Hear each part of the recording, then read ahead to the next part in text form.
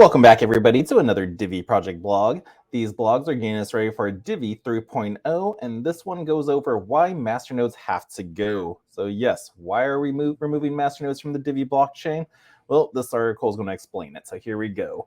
The main reasons are stability, simplicity, security. So these are the three S's that put us on a better path. In a recent article, we described the differences between many, but not all, consensus models available in the cryptoverse. Of these, Divi has pursued a proof-of-stake model for consensus finding and block validation. However, when we start out, Divi used a masternode model like PivX and Dash before that. As previously discussed, the masternode model of a proof-of-stake consensus system has two networks: normal staking nodes that do the block validations, and the masternode network that are supposed to provide a governance system. Now, masternode owners are supposed to be able to band together for a DAO, or perhaps put limitations on the blockchain or release funds for one thing or another. So someone participating in a masternode system could either run a validator node or a masternode, or both. Now, running a masternode allows a stakeholder to operate a node separate from his actual funds, which are delegated to a masternode. Now, this is a secure system because the node that is online 24/7 is not the same computer as the funds that have been located to it. Now, attacking it is pointless if you're looking for someone's funds. Now, operating a staking node, on the other hand, places the user's funds on the same computer as where the validation happens. If you're doing this, you should be knowledgeable in a good computer hygiene as well as run your computer with good protocols to keep it safe. An example of this would be to keep your crypto computer separate from the computer you use to browse the internet, use social media, or email. This way, if you get phished, they are not likely to find the computer with the funds on it, or your Microsoft Word file with your seed phrases, etc. Yeah, I know some of you out there still do that. Stop it. Don't have a digital copy of them. But however, Divi is going through a pretty big change, and we are moving to a validator node only staking model. Without masternodes, why would we do this when the masternode funding method seems to be a more secure staking model? Well, the one disagreements between masternodes on correct block. After examining the above image, it's clear that there are two networks, the masternode network and the staking network. While they work hand in hand most of the time, on a rare occasions, there can be a disagreement between the two networks on what the correct block height is. Now, the biggest problem was that the masternode list is not on-chain. Because of this, the masternode list must be propagated peer-to-peer. Consequently, on rare occasions, though, some disagreement could happen between stakers on the information received from masternodes about the correct masternode to be paid. Now, this is important because every transaction is tied to a particular block and blockchain feature that are often activated at particular block heights. Not only does this cause instability, but when there is disagreement, there is also vulnerability to attack. So that was the one issue. Now, two, the instability of the blockchain, e.g. forks. Divi's forked quite a couple times. One major consequence of the issue listed on point 1 was contributing to the disappearance of masternodes was the blockchain's instability, specifically in the form of frequent forks. Forks occur when different parts of the network disagree on the correct choice of the blockchain history. Those can be temporary due to the network connectivity or permanent due to the differences in the validity of the blocks by two different parts of the network. Now, when forks are permanent, this can lead to a fragmentation of the blockchain's networks. Now, the result of this is that validators end up grouping themselves into different realities. Some groups will have one block height, other groups will have another. It's a serious issue because there is no preferred choice of fork. Worse, if you make a transaction on a fork that doesn't end up being on the one that ends up being the real one, it will be as if the transaction never happened.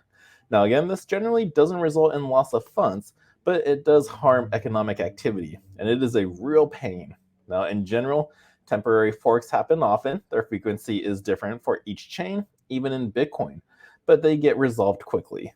Now, with masternodes, when they do happen, they are more likely to be permanent. They often take longer to resolve, and sometimes it takes some teamwork to make it happen. So, yeah. Now, another issue 3, the inability to deploy services on the blockchain. Masternodes were initially introduced on the Divi blockchain with the intention of providing services to the network. However, after a years-long effort to reduce the technical debt from Dash and PivX, it became clear that the masternodes were no longer a viable path for providing on-chain services, and more modern ways of providing governance have become available. Masternodes were simply adding complexity and preventing innovation. Alternative solutions to keep the masternode system weren't deemed justified due to their inability to completely address the issues as well as their downsides. Now, one of those options was to have masternodes list on chain, but this would have had a major impact on the size of the blockchain moving forward. Now, without completely removing all the risks, too. So, yeah, that was an issue to get by. And further, the advancements that are being brought forth in Divi 3.0 were not possible with masternodes in place. So, yeah, we cannot have Divi 3.0 with masternodes still here. So we will be able to have features like subscriptions where people can be paid without your wallet being open, but still under the conditions that you define for them. So same for an on-chain escrow service, where you can set conditions for someone to receive an amount of Divi, and they can see that it is available for the receipt. Now, without masternodes in the way, making things more complicated, these and more features can be available for it. So yeah, so that's a good reason why we don't need them anymore. Now, the solution to all of these issues, though, is the staking vaults. To address the challenges posed by the inclusion of masternodes, the Divi blockchain will leverage the inherent capabilities of staking vaults, a feature that only the Divi blockchain has. Now, staking vaults are specialized smart contracts that the Divi network provides, designed to offer more accessible and user-friendly alternatives to masternodes. And with staking vaults, users can stake their Divi coins, contributing to the network's security and consensus. Now, in the exact same way validators do within a masternode framework, however, staking vaults have the same funding security model as masternodes. The validation node and the funding location are just in different places. So the main advantages of masternodes are implemented by staking vaults, completely obviating the small amount of utility masternodes had. So better yet, masternodes required a specific amount of funds to achieve a specific tier of the masternode ownership. Now, no longer is that. You can vault any amount of funds to the 8th decimal place if you want. So yeah, like the masternodes, copper, you need a specifically 100,000 Divi to run that. Silver, you need a 300,000 Divi. Gold was, I believe, 100,000, 1 million, 1 million. Platinum was 2 million, 3 million, and then diamond was 10 million Divi. I believe those were the numbers for it. So you needed to have those specific amounts in order to run those masternodes. Now with staking vaults, like there is no limit. So the copper staking vault can hold up to, I believe it's either 200,000 or 300,000 Divi. So you can be staking anywhere from that amount, from from 1 Divi all the way up to the 200,000 mark, and then it goes so on to the silver, gold, and platinum. So there's no longer a diamond node, diamond staking vault, but we have these 4 to do it. Now, other advantages are down the road.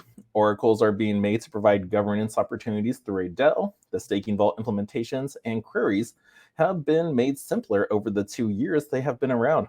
Thus, everything that a masternode provides have fully been displaced while offering a more secure network, a simpler ecosystem, and a far more stable one with a low chance for forking issues. So yeah, even like for what masternodes did, it's all covered now, so there really is no worry. Like, I know you like your masternodes, but Divi's more secure now. It's a simpler ecosystem, so this is why they do have to go. So the retirement of masternodes from the Divi blockchain is a step towards the future. The invention of staking vaults offers us a promising improvement, their extended agility compared to masternodes, and their ease of access compared to the staking on the desktop wallets. Now, the desktop wallet offers a more inclusive and user-friendly alternative with greater flexibility. This will allow staking vaults to replace the masternode in their role of network anchor and all over the world with 24/7 reliability through their cold and remote nature. With staking vaults, the Divi blockchain is poised for growth, enabling exciting new features and opportunities for users. Now, the replacement of Masternode marks a significant step forward in this evolution of the Divi ecosystem, setting the stage for a brighter and more accessible blockchain future. So there you go. So that is all why masternodes have to go. This article really explained it perfectly. What were the issues, why we had it, why they had to really leave and just make way for the staking vaults.